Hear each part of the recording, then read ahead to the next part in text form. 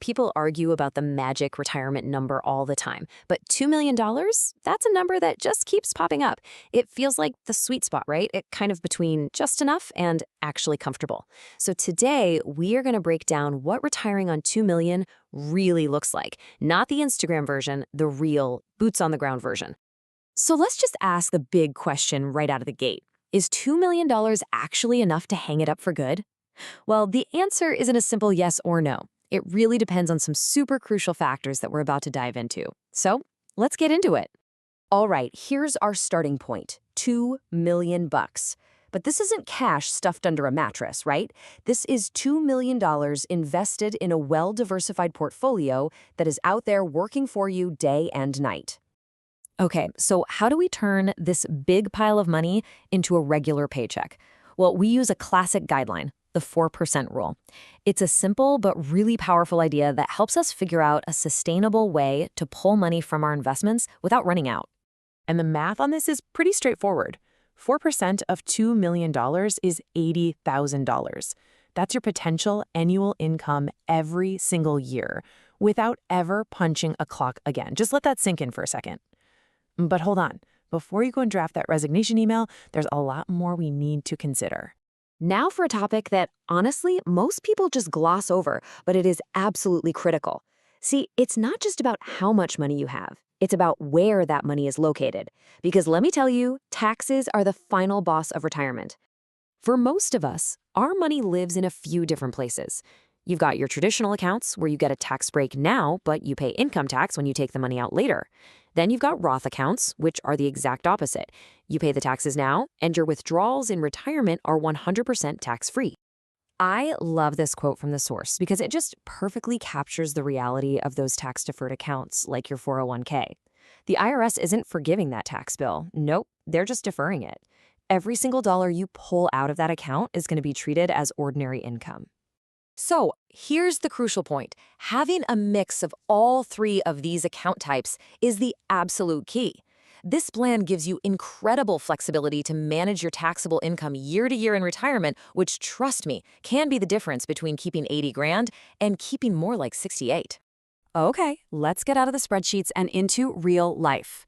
So after you account for federal and maybe some state taxes on that $80,000 withdrawal, let's just assume you have about $70,000 a year in actual spending money. What does that life actually look like? If you break it down, that's about $5,833 a month. Now, is that rich? Probably not. But is it comfortable in most parts of the country? Oh, absolutely. So let's look at how this could break down. If you own your home, housing costs are totally manageable. You've got plenty of room for good food and some travel, but notice that healthcare line item. That is a significant and often surprising expense, especially if you retire before Medicare kicks in at 65. Even with that, though, this budget still gives you some pretty comfortable breathing room.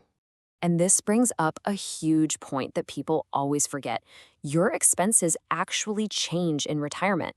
You're not saving 15% of your income anymore, you're not paying payroll taxes, and you're not paying for a daily commute. I mean, that alone frees up a really significant chunk of cash. We have got to talk about Social Security, because for most Americans, this is the variable that completely changes the retirement equation. This is not a rounding error. It is a massive piece of the puzzle. Just look at this. Once Social Security starts, the pressure on your portfolio goes down, way down. You might only need to withdraw, say, $45,000 or $50,000 instead of $80,000.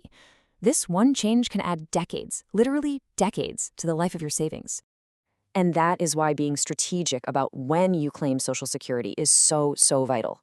Delaying your benefit can significantly increase your monthly check, giving you a larger, inflation-adjusted foundation for the rest of your life. Seriously, don't leave this one on autopilot. Now, I wouldn't be doing my job if I just said, you're fine, go buy a boat. There are real risks out there, the final bosses you have to plan for. First, there's the risk of a market crashing right after you retire. Then you've got the wild card of healthcare costs, which can be absolutely brutal.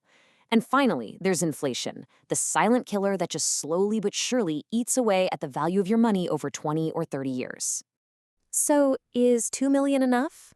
Well, it depends enormously on where you live.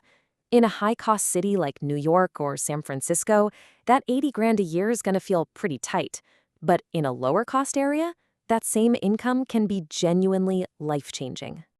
And here it is, the ultimate cheat code. If you can walk into retirement with your house completely paid off, you've just eliminated your single biggest monthly expense. That one fact changes the entire trajectory of your financial life. It's a game changer. So after all the numbers and the planning and the spreadsheets, what is this all really for? What does $2 million actually buy you? It's something far more valuable than anything you can track in a spreadsheet. The true return on your investment isn't just an income stream. It's control. It's control over how you spend your days, what you work on, who you spend your time with. It's the freedom to say yes to things that matter and no to things that don't without asking anyone for permission. And ultimately, it just boils down to this. This is what financial independence is all about. It's not about yachts or luxury cars. It's about owning your own life. And that is worth far more than any dollar amount. So I'll leave you with this question to think about. Forget the numbers for just a second. What does that freedom, the freedom to wake up because you want to, what does that truly mean to you?